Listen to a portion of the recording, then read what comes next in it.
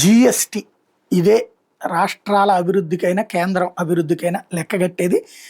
క్రిందటి నెల 21% GST హైక్తో last ఇయర్తో పోల్చుకునేది 21%. అది నేను ఇంతకుముందే ప్రస్తావించి వరుసగా 10 నెలల్లో ఇబ్బంది పడ్డటువంటి తర్వాత మొత్తం 2 నెలల్లో జీరో గ్రోత్, 8 నెలల్లో వచ్చేటప్పటికి మైనస్, 4 నెలల్లో వచ్చేటప్పటికి హైకు. ఈ నెలకు వచ్చేటప్పటికి జిఎస్టీ +4% నమోదైంది.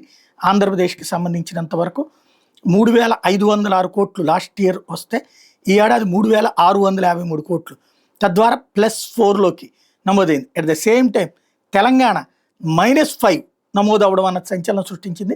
5,267 కోట్లు క్రిందటి ఏడాది ఇదే కాలానికి, అంటే ఇప్పుడు మనం అక్టోబర్లోకి వచ్చాం, సెప్టెంబర్ కాలానికి అనమాట, 3,653 కోట్లకి, ఇదే 4,998 కోట్లకి పడిపోయింది, -5%. దేశంలో గ్రోత్కి సంబంధించినటువంటి రేట్లో తెలంగాణ మైనస్లోకి పడితే ఆంధ్రప్రదేశ్ ప్లస్లో ఉంది. యాక్చువల్ క్రిందటేళ్ళతో కంపేర్ చేస్తే గ్రోత్ రేట్ అప్పుడు 21, ఇప్పుడు 4, కానీ లాస్ట్ ఇయర్తోనే కంపేర్ చేయాలి. లాస్ట్ ఇయర్లతో పోల్చుకుంటే 4% గ్రోత్ ఉండటం అన్నటువంటిది వరుసగా గ్రోత్లోకి, ఆంధ్ర డెవలప్మెంట్లో ప్లస్లోకి వెళ్తే తెలంగాణ మైనస్లోకి వెళ్ళడం అన్నటువంటి సంచలనం సృష్టించే అంశం.